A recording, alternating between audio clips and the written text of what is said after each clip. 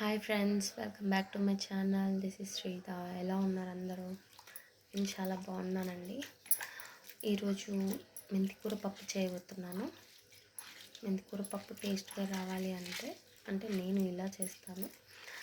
పచ్చిమిర్చి వేసి పప్పు చేస్తాను, కారం పొడితో కాకుండా. సో చూడండి, ముందుగా కందిపప్పును కడిగి పెట్టుకున్నాను. తర్వాత పచ్చిమిర్చిని కడిగి పెట్టేసి ఇందులో డైరెక్ట్ కుక్కర్లోనే, అంటే చెరవలో చేసుకునే వాళ్ళు చెరవలో చేసుకోవచ్చు. సో పచ్చిమిర్చి వేసాను, మెంతికూర వేస్తున్నానండి. కారంకు సరిపడా మిర్చి వేసుకోవాలి. నేనైతే ఒక 10 పచ్చిమిర్చి వరకు వేసానండి. ఇంకా టమాటోస్ యాడ్ చేద్దాము. నేను ఇక్కడ 3 టమాటోస్ తీసుకున్నానండి. 3 టమాటోస్ అండ్ ఒక మీడియం సైజు ఆనియన్ అండి. టమాటోస్ యాడ్ చేశాను. ఇంకా ఆనియన్ కూడా ఇలా మీడియం సైజ్ ముక్కలుగా కట్ చేసుకొని వేసుకోవాలండి. సో ఇక్కడ చూడండి, నేను కందిపప్పు, మెంతికూర, పచ్చిమిర్చి, టొమాటో, ఆనియన్ వేసాను. ఇంకా మనము పసుపు, చిటికెడంత పసుపు వేస్తున్నానండి. ఇంకా దీంట్లో వాటర్ యాడ్ చేస్తున్నాను.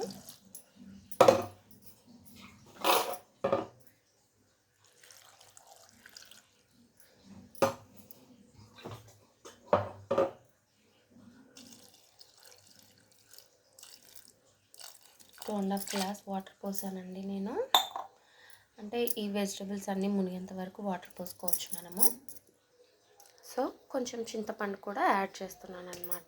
ఓకే, సో ఇవన్నీ యాడ్ చేశాక మనము లాస్ట్లో కొంచెం ఆయిల్ యాడ్ చేసుకోవాలండి.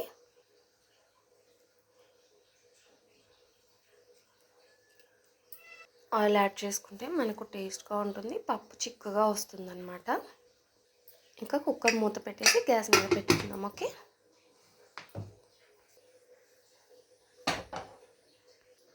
ఒక 3 విజిల్స్ వచ్చే వరకు మనము కుక్కర్ని ఉంచాలండి. 3 విజిల్స్ వచ్చాక దించేసుకోవాలి. ఓకేనా? సో ఉడికిన తర్వాత కుక్కర్ దించుకొని మనం ఇలా విజిల్ తీసేయాలండి, గ్యాస్ వెళ్ళిపోతుంది.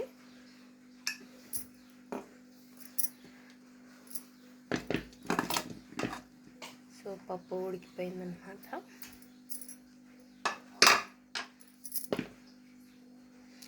ఇందులో వాటర్ కన్సిస్టెన్సీ ఉంది కదా, వాటర్ కన్సిస్టెన్సీ మనం సైడ్ తీసేసి ఎనుకోవచ్చు, లేదా అలాగనే ఎనుకోవచ్చు అండి. సో నేనైతే డైరెక్ట్గా అలాగే ఎనిపేస్తున్నాను. సో మనం కొంచెం ఉప్పు దీంట్లోనే వేసుకోవాలండి, టేస్ట్కి సరిపడా.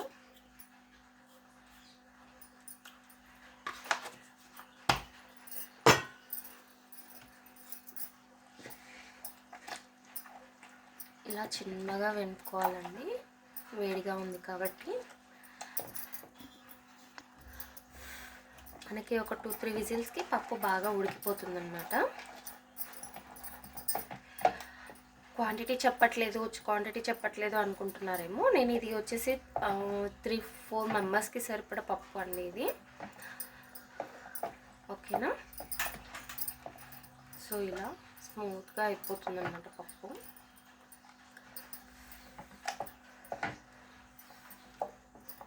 మెంతికూర ఎక్కువగా వేసుకుంటే చేదు వచ్చేస్తుందండి. నేను అందుకే 3 కట్టలు వేసాను, చిన్నవి.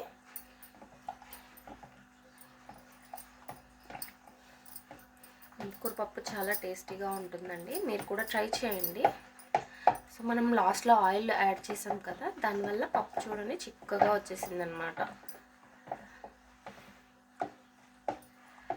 సో పప్పు మొత్తం స్మాష్ అయిపోయిందండి. మనం ఇంకా తాలింపు పెట్టుకున్నాము.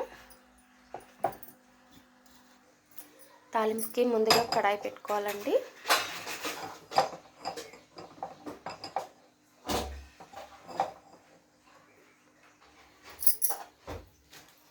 ఇందులో కొంచెం ఆయిల్ యాడ్ చేసుకోవాలి.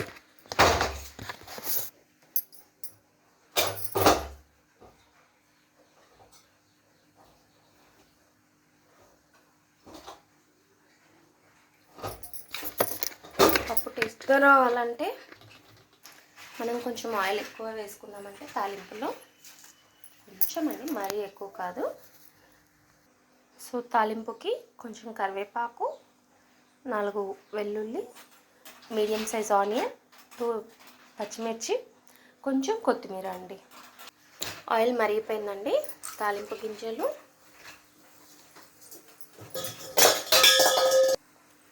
వెల్లుల్లి,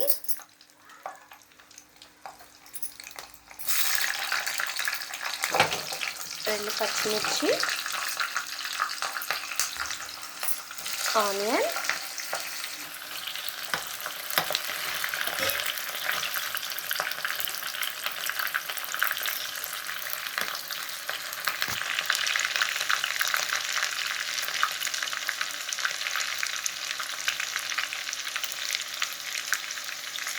ఆనియన్ కొంచెం వేగాలండి.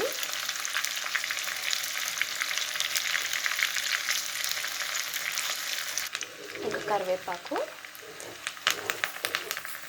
ఎండుమిర్చి పప్పు తాలింపులో కంపల్సరీ అండి, టేస్ట్ వస్తుంది బాగా.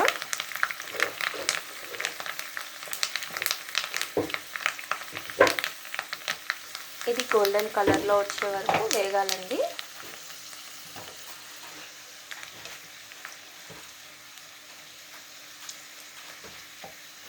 ఎండుమిర్చి కరివేపాకు తొందరగా వేగిపోతుంది కాబట్టి నేను కొంచెం ఆనియన్ రెడ్గా అయ్యే వరకు వేయలేదండి. చూడండి, ఇప్పుడు చూడండి కొంచెం గోల్డెన్ కలర్ వస్తుంది. ఇవి బాగా వేగిన తర్వాత వేస్తేనే పప్పు టేస్ట్ వస్తుందండి. సో తాలింపు రెడీ అండి. గ్యాస్ ఆఫ్ చేసుకొని ఫైనల్గా మనం కొంచెం కొత్తిమీర యాడ్ చేసామంటే బాగుంటుంది అన్నమాట. సో ఇది మనం పప్పులో యాడ్ చేద్దాం. ఓకే,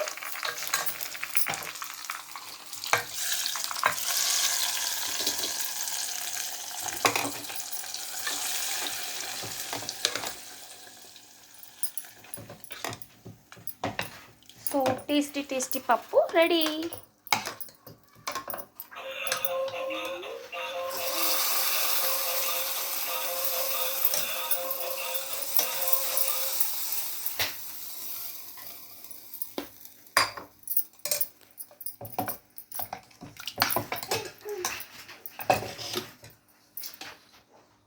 సో పప్పు రెడీ అండి.